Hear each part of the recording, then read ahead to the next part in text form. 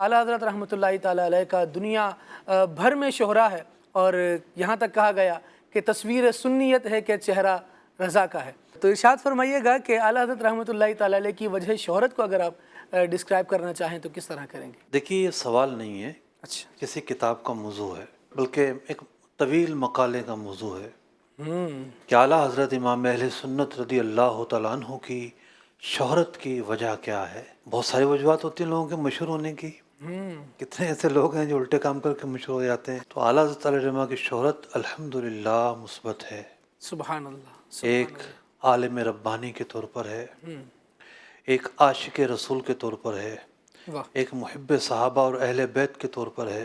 تو عاشق رسول تو بہت سارے گزرے ہیں، اور ایک جید عالم تو بہت سارے گزرے ہیں، محب صحابہ و اہل بیت بھی ہزاروں نہیں، لاکھوں نہیں، کروڑا کروڑ مسلمان ہیں الحمدللہ رب العالمین۔ لیکن آخر کیا وجہ ہے کہ امام اہل سنت رضی اللہ تعالیٰ عنہ کو اللہ نے خاص مقام عطا کیا ہے، خاص شہرت عطا کی؟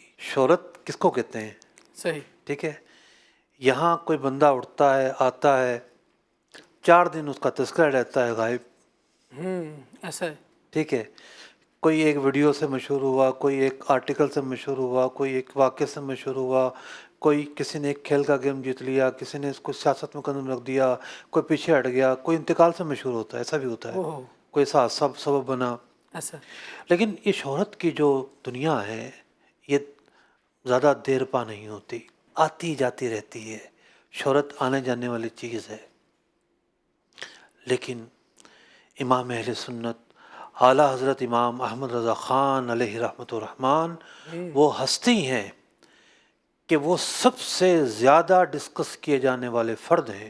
اللہ، آپ بر صغیر کی تاریخ دیکھ لیں کہ اس بر صغیر کے اندر کوئی آپ سے زیادہ ڈسکس نہیں کیا جاتا، کوئی مسجد ایسی نہیں ہے جہاں آپ کو الصلاۃ والسلام علیک یا رسول اللہ کی آواز آئے اور وہاں نغمات رضا کی گونج نہ ہو۔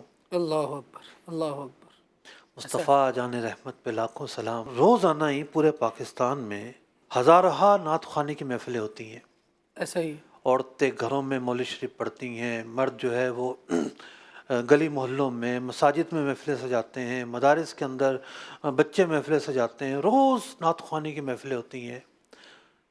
وہ کوئی محفل دکھا دیں جس میں امام اہل سنت رضی اللہ تعالیٰ کا کلام نہ پڑھا جاتا ہو۔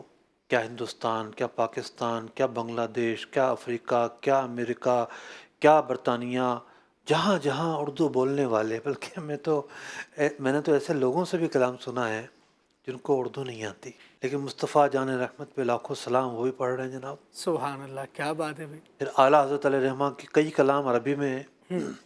اعلیٰ حضرت علیہ الرحمہ پر مصر میں کئی پی ایچ ڈیز ہو چکی ہیں۔ کوئی ایسا مذہبی فرد بتائیں کہ جس پر امام احمد رضا خان سے زیادہ پی ایچ ڈی کے مقالے لکھے گئے ہوں، ایم فل کے مقالے لکھے گئے ہوں، ان کے نام کی جو ریسرچ ادارے ہیں، یعنی ان کی ایک ہوتا ہے نا شخصی کام کو اجاگر کرنا اور کسی بندے کی خدمات کا جائزہ لینا، اس کی خدمات کو نمایاں کرنا یا اس کی کتابوں پر کام کرنا۔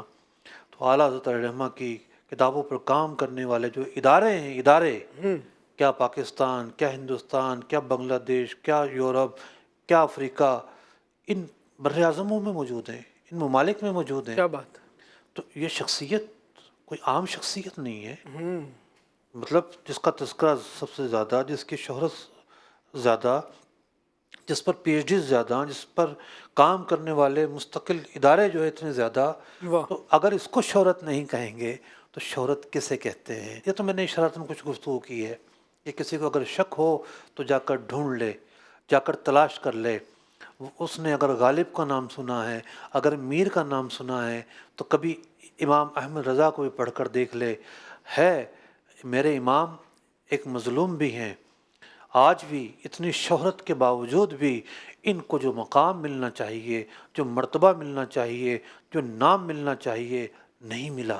کتنے ایسے شعبہ جات ہیں جہاں ان کا تذکرہ نہیں ہے، کتنے ایسے فنون ہیں جہاں ان کی ذات پر لوگوں نے قدغن لگانے کی کوشش کی کہ کوئی احمد رضا کو نہ جان لے، نہ پہچان لے، ان کی طرف جھکاؤ نہ کر لے، ان کا نام لیوا نہ ہو جائے، ان کا عقیدت مند نہ ہو جائے، ان کے ہنر سے، ان کے فن سے، ان کے علم سے روشناس نہ ہو جائے، اس سے پہلے یہ سب کچھ ہو پروپیگنڈا کر دو۔ یہ بھی ہوتا رہا۔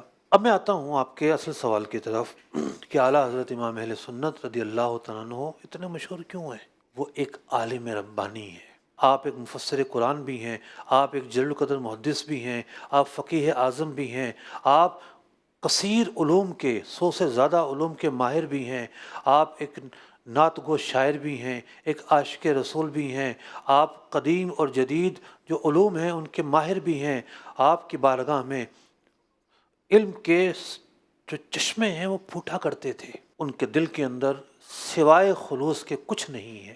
واہ واہ، نہ ان کا دل بغض سے بھرا ہے، نہ ان کا دل عناد سے بھرا ہے، کیا بات۔ نہ ان کا دل شرک کے خفی سے بھرا ہے۔ بعض لوگ کام کرتے ہیں ریا کے لیے کرتے ہیں، تو جو عالم ربانی ہوتا ہے وہ اللہ اور اللہ کے رسول کا جو کلام ہے اس کا خدمت گزار ہوتا ہے، ان کی تعلیمات کو آگے بڑھانے والا ہوتا ہے۔ تو آپ یوں سمجھیے کہ ابھی ہم نے شہرت کے جو اسباب بیان کیے جی، کہ شہرت ان اسباب سے جانی جاتی ہے، ان صحیح۔ اسباب سے پہچانی جاتی ہے، یہ مادی اسباب ہیں، یہ نہ ہو تب بھی شہرت ہوتی ہے۔ کیا داتا گنج بخش حجویری علیہ رحمہ کی ہم ہزاروں کتابوں سے واقف ہیں؟ نہیں، ان کی ایک کتاب ہمارے سامنے ہے، کشف المحجوب۔ ایسا ہی۔ ان کا عرصہ اگر آپ دیکھیں تو ان کا عرصہ حضور غوث پاک رضی اللہ تعالیٰ عنہ سے بھی پہلے کا ہے۔ اللہ اکبر۔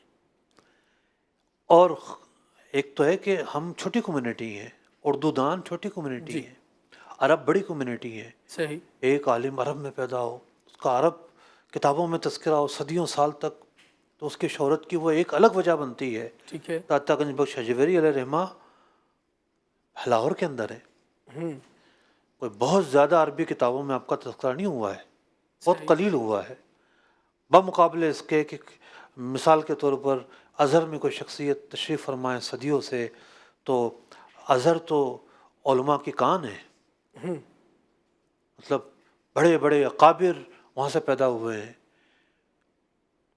اس کے مقابلے میں لاہور کو اتنا مشہور نہیں ہے۔ صحیح۔ لیکن باوجود یہ کہ ان کی درجنوں کتابیں ہمارے سامنے نہیں، باوجود یہ کہ وہ عالم عرب کے مقابلے میں ایک چھوٹے سے خطے میں مدفون ہیں، باوجود یہ کہ ان کا تعلق افغانستان سے ہے، پسماندہ علاقہ سمجھا جاتا ہے، لیکن کیا ہے ان کا حال ہے، ان کی برکت ہے، ماشاء اللہ۔ اس برکت نے ان کو شہرت دی ہے۔ وہی عالم ربانی ہونا، عالم ربانی کے اندر ایک برکت کا مجموعہ اس کے ارد گرد پھیلا رہتا ہے، سبحان اللہ۔ ایک نور کا حالہ پھیلا رہتا ہے، وہ لوگوں کو خود کھینچتا ہے۔ واہ جو جاتے ہیں اس واہ اثار میں جاتے ہیں، برکتیں پاتے ہیں، دعاؤں کی قبولیت پاتے ہیں، اللہ کی بارگاہ میں جو مانگتے ہیں عطا کیا جاتا ہے۔ مقام تو بہت سارے ہوتے ہیں، لیکن کچھ مقام وہ ہیں جو شاعر اللہ کہلاتے ہیں۔ واہ، اللہ کے مقرب بندے جہاں ہوں، یہ بھی مقامات شاعر اللہ ہوتے ہیں کہ ان بندوں کو اللہ کی وجہ سے مقام ملا ہے، اللہ کی یاد کی وجہ سے مقام ملا ہے، اللہ تعالیٰ کی بارگاہ میں خلوص کی وجہ سے مقام ملا ہے۔ تو امام اہل سنت رضی اللہ تعالیٰ عنہ کے کارنامے سامنے نہ آتے، آپ کے خدمات سامنے نہ آتی، تب بھی آپ کا پہلا وصف تو یہ ہے آپ عالم ربانی ہیں، آپ خلوص کے پہاڑ ہیں، آپ الہیت کے پیکر ہیں، تو آپ صاحب حال ہیں، صاحب مقام ہیں، ایک ولی اللہ ہیں، اور اس حیثیت سے جن برکات کے حامل ہیں، جن اوصاف کے حامل ہیں، جن امتیازات کے حامل ہیں، وہ ایک جدا گانہ امتیازات ہیں۔